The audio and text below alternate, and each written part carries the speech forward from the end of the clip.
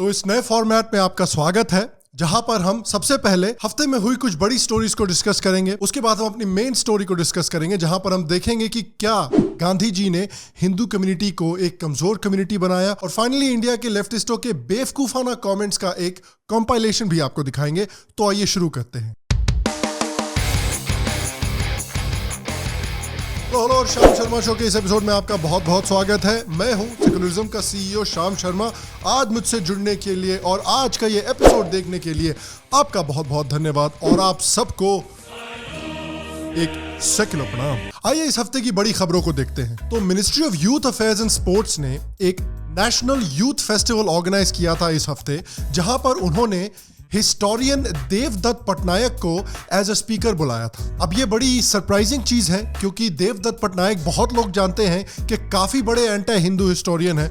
काफी बार उन्होंने हिंदुइज्म को और हिंदुत्व को अटैक किया है। इतना ही नहीं, काफी एविडेंस ये भी है कि इन्होंने औरतों के साथ बहुत भद्दा और घटिया और अश्लील तरीके का बिहेवियर भी किया है। तो यार, ऐसे आदमी को हिंदुत्व पार्टी बीजेपी के ऑर्गेनाइज किए हुए यूथ कॉन्फ्रेंस में बुलाया जा रहा है। और दूसरी बात यार, इस बंदे को देखो, और भैया ये यूथ नहीं, ये चू। तो फाइनली जब लोगों ने सोशल मीडिया पर बहुत आउटरीच किया, तो उसके बाद बीजेपी ने फाइनली बैक ट्रैक करना शुरू किया और इनके इवेंट को टेक्निकल डिफिकल्टीज की वजह से कैंसिल कर दिया।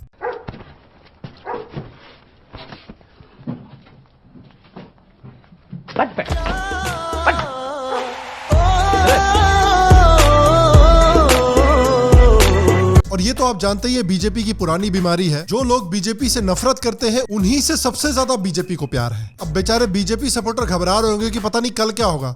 कल को कहीं असदुद्दीन ओवैसी को राम मंदिर ट्रस्ट का परमानेंट मेंबर ना बना दे, कल कहीं स्वरा भास्कर को काशी विश्वनाथ कॉरिडोर का ब्रांड एम्बेसडर ना बना दे, कुछ कह नहीं सकते। हाल में ही सोशल मीडिया पर कर्नाटका कांग्रेस लीडर डीके शिव कुमार का ये वीडियो काफी वायरल हो रहा है, जिसमें आप देख रहे हैं कि ये काफी डगमगा के चल रहे हैं। अब इस पर काफी स्पेकुलेशन ये हो रही है कि क्या ये बीमार हैं, क्या प्रॉब्लम है इनके साथ। अब देखिए, शाम शर्मा शो ने अपनी एडवांस टेक्नोलॉजी का इस्तेमाल करके सच्चाई का पता लगाया है। जरा इस वीडियो को गौर से दोबारा देखिए।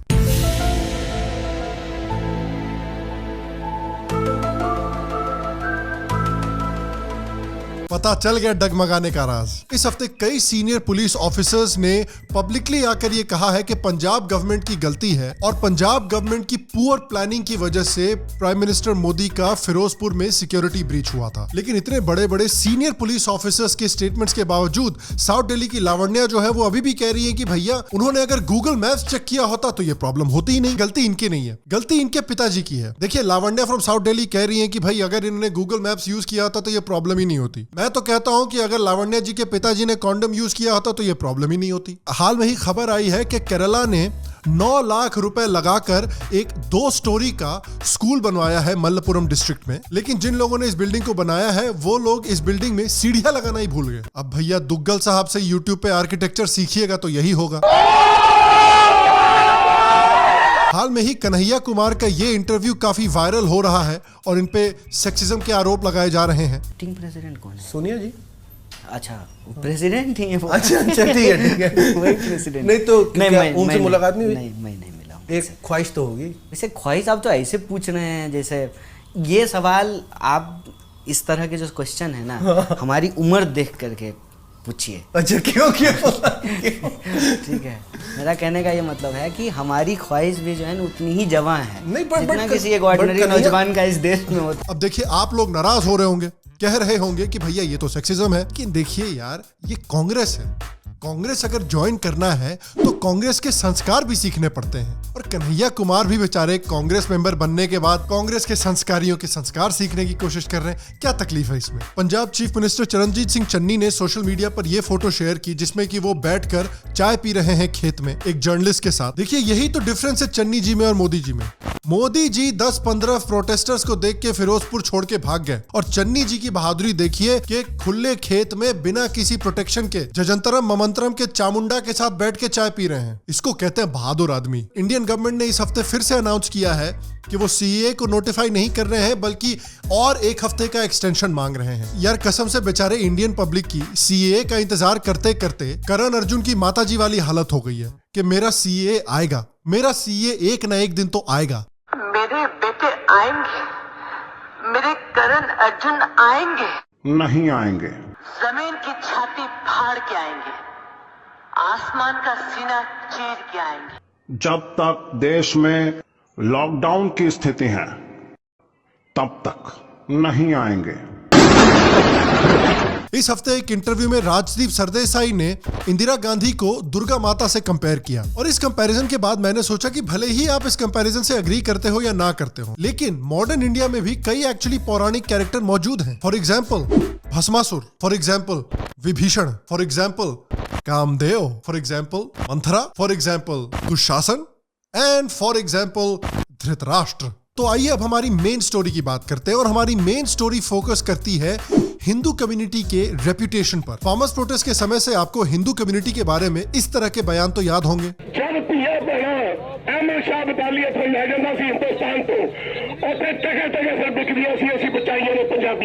आपके जलाऊ और तिलक को बचाने के लिए हमारे गुरु ने शहादत दी। आपने मुस्लिम कम्युनिटी की तरफ से भी सुना है कि वो हिंदू कम्युनिटी को बनिया बुलाते हैं, गौमूत्र ड्रिंकर बुलाते हैं। इनफैक्ट विंस्टन चर्चिल ने भी एक इंटरव्यू में एक बार कहा था कि इवेंचुअली जो मुसलमान है वो हिंदुओं के ऊपर राज करेंगे, क्योंकि मुसलमान जो है वो योद्धा है, बल्कि हिंदू जो है उनके कुछ बस की नहीं है। तो क्लियरली मॉडर्न टाइम्स में हिंदू कम्युनिटी की एक रेपुटेशन बनी हुई है कि वो एक कमजोर कम्युनिटी है। तो मैं ये सोच रहा था एक दिन बैठ के कि यार शिवाजी की कम्युनिटी, महाराणा प्रताप की कम्युनिटी, जिस कम्युनिटी से गुरु गोविंद सिंह आए हैं, बप्पा रावल की कम्युनिटी, हरिहर और बुक्का की कम्युनिटी, इस कम्युनिटी को आज के समय में कमजोर क्यों समझा जाता है? यार ठीक है, गलती हो गई हमसे, हमने डेढ़ पसली हिमेश रेशमिया को कुछ फिल्मों में हीरो बना दिया, गलती हो गई। अब इस बात का कलंक क्या हमेशा हमेशा के लिए झेलना पड़ेगा हिंदू कम्युनिटी को? बट इन ऑल सीरियसनेस मेरे हिसाब से कुछ रीजंस हैं, लेकिन मुझे लगता है कि जो मेन रीजन है कि क्यों हिंदू कम्युनिटी को एक कमजोर कम्युनिटी समझा जाता है, वो रीजन है महात्मा गांधी का जो इन्फ्लुएंस रहा है फ्रीडम मूवमेंट के समय से लेकर आज तक हिंदू कम्युनिटी के ऊपर। जो आइडियोलॉजी उन्होंने हिंदू कम्युनिटी को सिखाई है, उस आइडियोलॉजी की वजह से मैं मानता हूं कि हिंदू कम्युनिटी कमजोर हुई है और उनको कमजोर कम्युनिटी की तरह देखा जाता है। भले ही गांधी जी ने हमें कई बहुमूल्य सीख सिखाई हो, लेकिन भारतीय धर्म का या सनातन धर्म का एक सबसे इंपॉर्टेंट सीख उन्होंने हमें नहीं सिखाई, और इस वजह से इंडिया में गांधीयन या नेहरूवियन सेक्युलरिज्म डेवलप हुआ है और हिंदू कम्युनिटी का ये रेपुटेशन बना है। तो शुरुआत करते हैं गांधी जी की मुस्लिम अपीजमेंट पॉलिसीज से। शायद आप जानते होंगे कि जब अली ब्रदर्स ने खिलाफत मूवमेंट अनाउंस किया था, तब गांधी जी ने खुल्लम खुल्ला जाकर खिलाफत मूवमेंट को सपोर्ट किया था। यहां तक कि उन्होंने ये भी कहा कि खिलाफत मूवमेंट को नेशनल नॉन कोऑपरेशन मूवमेंट से भी जोड़ दिया जाएगा। तो गांधी जी ने बेसिकली एक नेशनल फ्रीडम मूवमेंट को इस रिलीजियस मूवमेंट से जबरदस्ती जोड़ दिया। मतलब ये तो वही बात होगी कि अगर कल को आके मोदी जी अनाउंस करें कि वो थर्ड टर्म के लिए तभी लड़ेंगे जब भारत की पब्लिक प्ले गर्ल मैगजीन में उनके पब्लिश हुए फोटोज को जाकर खरीदेगी, वरना वो नहीं लड़ेंगे। अरे क्या मोदी जी, यार ये कैसी कंडीशन है? अपने करियर को एक ऐसी चीज से क्यों जोड़ रहे हो जो कोई भी नहीं देखना चाहता? गांधी जी खिलाफत मूवमेंट को इतना सपोर्ट करना चाहते थे कि उन्होंने आर्मीनियन जेनोसाइड को भी फेक न्यूज डिक्लेयर कर दिया था। Fake news folks, lot of fake news। और अपीजमेंट देखिए, जब मोपला मैसेकर हुआ था केरला में 1921 में, तब सावरकर और बाबा राव अंबेडकर उन्होंने तुरंत इसको एक इस्लामिक जिहाद बोला था। उन्होंने कहा था कि ये मोपला मैसेकर जो है ये भारत में एक इस्लामिक राज इस्टेब्लिश करने का तरीका है। लेकिन गांधी जी ने क्या कहा? गांधी जी ने कहा कि भैया मोपला मुसलमान जो है वो तो बेचारे बहुत बहादुर गॉड फियरिंग लोग हैं और वो तो सिर्फ अपने मजहब के लिए और अपने खलीफा के लिए लड़ रहे हैं। उल्टा गांधी जी ने ब्लेम तो हिंदू कम्युनिटी के ऊपर डाल दिया। गांधी जी ने कहा कि मोपला मुसलमानों को अटैक करने के बजाय हिंदुओं को यह समझना चाहिए कि मोपला मुसलमान नाराज क्यों हैं। उन्होंने कहा कि गलती इसमें हिंदू कम्युनिटी की भी है कि उन्होंने मोपला मुसलमानों का गुस्सा समझने की कोशिश नहीं की। और जब इस बयान के लिए एनी बेसेंट और बाबा राव अंबेडकर जैसे बड़े बड़े लीडर्स ने गांधी जी को क्रिटिसाइज किया, तो गांधी जी ने बोला कि अच्छा यार, मोपला मुसलमानों के एक्शंस की वजह से हमें इस्लाम को और मुसलमानों को जज नहीं करना चाहिए। आप देखिए, जब 1946 में डायरेक्ट एक्शन डे हुआ था जिसमें 5000 लोग मारे गए थे, 15000 लोग घायल हुए थे, और ये अपनी चरम बिंदु पर तब पहुंचा था जब नोआखाली मैसेकर हुआ था। हिस्टोरियन जयदीप मजूमदार ने क्लियरली दिखाया है कि नोआखाली मैसेकर में और डायरेक्ट एक्शन डे में सीधे सीधे मुस्लिम लीग का हाथ था। उसके बाद गांधी जी ने एक बार भी मुस्लिम लीग को अटैक नहीं किया। उल्टा उन्होंने कहा कि जो बंगाल में हुआ है उसका इस्लाम से से और उनके पैगंबर साहब से कोई लेना देना नहीं है। याद कीजिए कि जिस तरह के बयान गांधी जी उस समय दे रहे थे, उसी तरह के बयान हम हाल में भी सुनते हुए आ रहे हैं। There is nothing even remotely Islamic about these attacks. The Islamic State is not really an Islamic state. ये सारे मिलके हमको पागल बना रहे हैं मादर चोद के बच्चे। जब अब्दुल राशिद नाम के एक आतंकवादी ने स्वामी श्रद्धानंद का खून किया था क्योंकि स्वामी श्रद्धानंद शुद्धि कर रहे थे, तब गांधी जी ने उसको क्रिटिसाइज करने के बजाय उसको कहा कि ये तो मेरा भाई है और ये तो बेचारा मीडिया प्रोपेगेंडा की वजह से बहक गया है। बताइए यार, कसम से मैं तो कहता हूँ कि गांधी जी की फोटो हमें नोट से निकाल के टाइट डिटर्जेंट के ऊपर डाल देनी चाहिए। गांधी जी से बढ़िया व्हाइट वॉशिंग तो टाइट डिटर्जेंट भी नहीं कर सकता। चौंक गए मम्मी। गांधी जी ने तो यहां तक कहा कि अगर हम अब्दुल राशिद से नफरत करेंगे या उसको क्रिटिसाइज करेंगे तो उससे हिंदुइज्म की तौहीन होगी और हिंदू मुस्लिम यूनिटी को ठेस पहुंचेगी। अरे गांधी जी अगर क्रिटिसाइज नहीं करते तब आ जाती क्या हिंदू मुस्लिम यूनिटी? अगर कल को हम राहुल गांधी का मजाक उड़ाना बंद कर दे तो क्या वो पीएम बन जाएंगे? विश्व रया बेटा तुमसे ना हो पाएगा। रंगीला रसूल केस को याद कीजिए कि जब एक मुस्लिम पब्लिशर ने सीता का छिनाल नाम की एक किताब पब्लिश की थी, उसके रिस्पांस में महाशय राजपाल नाम के एक पब्लिशर ने रंगीला रसूल नाम का एक किताब पब्लिश की थी। अब देखिए, सीता के छिनाल पब्लिश करने वाले को तो कुछ भी नहीं हुआ, लेकिन रंगीला रसूल पब्लिश करने वाले महाशय राजपाल को इल्मुद्दीन नाम के एक आतंकवादी ने दिन दहाड़े मार डाला और इस इल्मुद्दीन की इस खून करने के बाद जिन्ना ने तारीफ भी की थी। अब देखिए, जिन्ना और गांधी ऑब्वियसली दोनों बहुत डिफरेंट लोग हैं।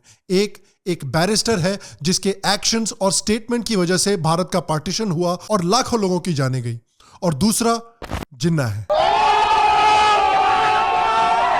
अंबेडकर और सावरकर जैसे नेशनलिस्ट लीडर्स जो थे वो इस बात पर आउटरीच कर रहे थे कि महाशय राजपाल के साथ क्या हुआ, लेकिन गांधी जी इस बात पर आउटरीच कर रहे थे कि महाशय राजपाल ने क्या किया। वो कह रहे थे कि मैं रंगीला रसूल को पब्लिश करने वाले को कभी भी डिफेंड नहीं करूंगा। उन्होंने कहा कि ये किताब देखकर उनको बहुत दर्द हुआ है। बताइए, महाशय राजपाल को चाकू से जो दर्द हुआ उससे ज्यादा दर्द तो गांधी जी को किताब देखकर हो रहा है। महाशय राजपाल भी सोच रहे होंगे नहीं ये मजाक हो रहा है, एक सेकंड यार, मजाक हो रहा है क्या? गांधी जी इस तरह से आती है यूनिटी है?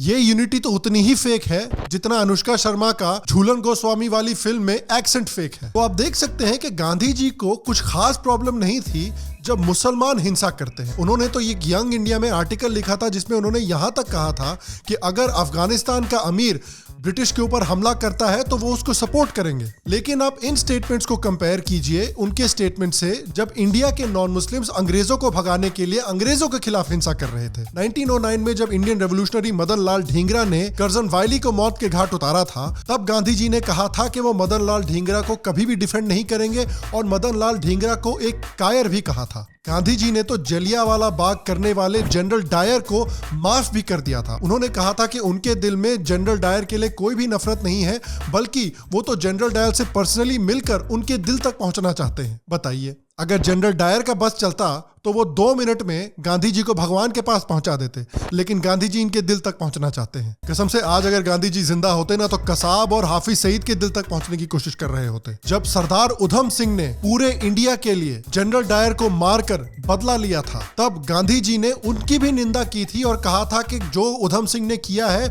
वो पागलपन है। अरे यार, मैं समझ गया कि मदन लाल ढींगरा ने और उधम सिंह ने क्या गलती की थी। इनको क्या करना चाहिए था कि इनको अंग्रेजों को मारने के 2 दिन पहले कन्वर्ट हो जाना चाहिए था। अगर मदन लाल ढींगरा ने अपना नाम बदलकर मसूद लियाकत दाऊद रख लिया होता और फिर कर्जन वायली को मारा होता, तब गांधी जी से फुल सपोर्ट मिलता इनको। 90% of the time I have no idea what the fuck I'm talking about. Gandhi ji का यह मानना था कि हिंदुओं को हर हालत में सिर्फ और सिर्फ अहिंसा का साथ देना चाहिए। गांधी जी ने तो यहां तक कहा था कि अगर हिंदुओं को मुसलमान अटैक करते हैं तब हिंदुओं को खुशी खुशी मौत को गले लगा लेना चाहिए। अच्छा हुआ गांधी जी ने कम से कम ये तो नहीं कहा कि अपनी बीवियों को भी मुसलमानों को दे दो, वरना मजाक मजाक में कुछ ज्यादा ही रजाक हो जाते इंडिया में। तो गांधी जी के इस तरह के स्टेटमेंट्स को आप कंपेयर कीजिए दूसरे इंडियन नेशनलिस्ट के स्टेटमेंट से। सावरकर के स्टेटमेंट से, जो मानते थे कि इंडियन सोसाइटी के लिए बहुत जरूरी है कि इंडिया के लोग फिजिकली ताकतवर बने, इंडिया के लोग लड़ना सीखे, इंडिया के लोग हथियारों का इस्तेमाल सीखे। वो मानते थे कि जब तक इंडिया अपने क्षत्रिय स्पिरिट को दोबारा रीडिस्कवर नहीं कर लेता, तब तक इंडिया अपनी गुलामी खत्म नहीं कर सकता। यही बात स्वामी विवेकानंद ने भी कही थी। स्वामी विवेकानंद ही मानते थे कि लोगों को सबसे पहले फिजिकली ताकतवर होना चाहिए, धर्म उसके बाद आता रहेगा। एक ताकतवर इंसान को एक कमजोर इंसान से ज्यादा बेहतर तरीके से गीता समझ में आती है, क्योंकि मेरे हिसाब से सावरकर और स्वामी विवेकानंद जैसे लोग हिंदू धर्म को गांधी जी से बेहतर समझते थे। वो समझते थे कि अहिंसा परमो धर्मः, लेकिन वो ये भी समझते थे कि हिंदुइज्म कहता है कि धर्म की सुरक्षा के लिए हिंसा करना भी सबसे बड़ा धर्म होता है। वो जानते थे कि गीता हमें सिखाता है कि यदा यदा ही धर्मस्य ग्लानिर्भवति भारत अभ्युत्थानम धर्मस्य तदात्मानम सृजाम्यहम। वो जानते थे कि भारतीय धर्म हमें सिखाता है कि वीर भोग्य वसुंधरा। वो जानते थे कि भारतीय धर्म हमें सिखाता है कि देहि शिवा वर्मोह इहे शुभ कर्मन ते कबहू न डरूं, न डरूं अरी सौ जब जाए लड़ूं, निश्चय कर अपनी जीत करूं। सावरकर और विवेकानंद ये समझते थे कि शिवाजी को, महाराणा प्रताप को, हरिहर और बुक्का को, लचित बोरफुकन को, गुरु गोविंद सिंह को, इन लोगों को भारतीय धर्म गांधी जी से बेहतर समझ में आता था। लेकिन अनफॉर्चुनेटली क्योंकि गांधी जी की लीडरशिप उस समय पर इतनी स्ट्रांग थी, इसलिए गांधी जी की जो आइडियोलॉजी थी वो हमें भारत में सिखाई गई है। गांधी जी की आइडियोलॉजी थी कायरता से भरा हुआ नॉन वायलेंस। गांधी जी की आइडियोलॉजी थी क्षत्रिय धर्म को इग्नोर करना। गांधी जी की आइडियोलॉजी थी माइनॉरिटी को अपीज करना फेक यूनिटी के नाम पर। गांधी जी की आइडियोलॉजी थी कमजोरी को एक गुण की तरह दिखाना। गांधी जी की आइडियोलॉजी थी ये मानना कि ताकत एक हिंदू गुण नहीं है। यही आइडियोलॉजी इवेंचुअली इंडियन सेक्युलरिज्म बना, जिसको गांधी जी के शिष्य नेहरू जी ने इंडिया में फॉलो किया। और नेहरू जी के बिठाए हुए जो टट्टू थे इंडियन मीडिया में, इंडियन यूनिवर्सिटीज में, इंडियन स्कूल्स में, इंडियन रिसर्च इंस्टीट्यूशंस में, उन्होंने यही फर्जी सेक्युलरिज्म इंडिया के हर एक बच्चे को सिखाया है पिछले 70 सालों में। और उसका रिजल्ट ये है कि हमारे हिस्ट्री की किताबों में शिवाजी से ज्यादा मुगलों के ऊपर फोकस किया जाता है। हमारे प्राइम मिनिस्टर बोलते हैं कि मुसलमानों का पहला अधिकार बनता है भारत के रिसोर्सेज पर। हमारे भारत में लाखों हिंदू हैं जो 24 घंटे रोते रहते हैं कि वो हिंदू होने पर बड़ा शर्मिंदा महसूस करते हैं। मैं भले ही गांधी जी के कंट्रीब्यूशंस को बहुत रिस्पेक्ट करता हूं, लेकिन मैं ये नहीं मानता कि गांधी जी को फादर ऑफ द नेशन बोलना चाहिए।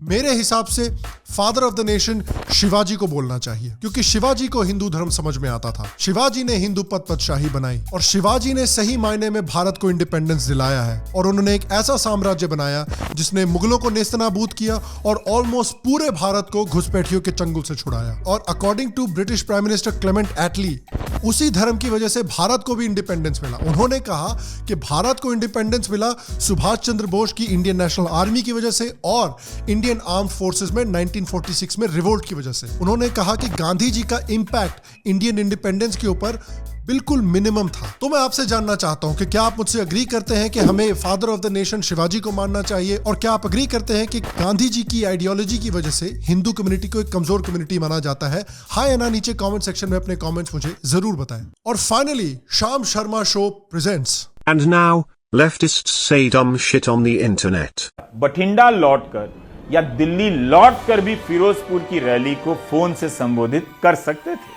आप इस वीडियो को दोबारा देखिए। बारिश के कारण सड़क पर कितनी फिसलन है, काफिले की रफ्तार कितनी संभल कर चल रही है। खराब मौसम के कारण अगर हेलीकॉप्टर का उड़ना प्रधानमंत्री के लिए सुरक्षित नहीं था, तो बारिश के कारण फिसलन भरी सड़क पर उनके काफिले को ले जाना भी सुरक्षित नहीं माना जा सकता है। लॉकडाउन माने क्लोज डाउन माने शट डाउन माने डाउन। ये मुंह से सुपारी निकाल के बात कर रहे बाबा। हमारी सोच यही थी कि अक्सर ये कहा जाता था, तो ये तो ऑब्वियसली हमें भी कहा जाता है, तो हम भी देखते हैं कि स्थिति क्या है। लोग आते हैं, सुनते हैं, वोट क्यों नहीं पड़ रहा है। लोग आते हैं, सुनते हैं, वोट क्यों नहीं पड़ रहा। गजब बेइज्जती है। ये साजिश है, किसान को मारने की साजिश बीजेपी के लोग कर रहे हैं। ये अत्याचार है किसान के साथ में, देश के किसान के साथ में गद्दारी है। इस तरह की एक जो ये न्यूज चल रही है कि बच गए, मौत से वापसी आए हैं, ये तो इस तरह का ये लगता है कि ये पूर्ण रूप से एक स्टंट है। ये पूर्ण रूप से एक सहानुभूति बटोरने का एक सस्ता जरिया ढूंढने की कोशिश करी गई। Atal Bihari Vajpayee called Indira Gandhi Durga after 71। इंदिरा गांधी को आपने दुर्गा कहा था? मैंने दुर्गा नहीं कहा। ये भी अखबार वालों ने छाप दिया और मैं खंडन करता रह गया कि मैंने नहीं कहा नहीं आपने कहा है, आपने कहा है। बाहर से सीख के आना चाहिए। अगर मैं दुनिया से बाहर न जाता तो शायद मैं रिवर फ्रंट नहीं बना पाता। अगर मैं दुनिया से बाहर न जाता हाथ जोड़ के आपसे गुजारिश करता हूं, मेरे बेटे का फ्यूचर बर्बाद मत कीजिए। Hey, y'all, come look at this.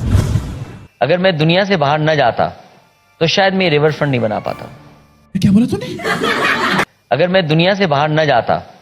दावा यह कि उत्तर प्रदेश के चंदौली में, जी हां सही सुना आपने, उत्तर प्रदेश के चंदौली में इस एलियन को देखा गया है। पूरे देश में हंगामा कर रखा है कि कांग्रेस मरवाना चाहती है, थ्रेट है। जो इतना झूठा बोल सकते हैं तो ये तो पुलवामा तो छोटी झूठ है।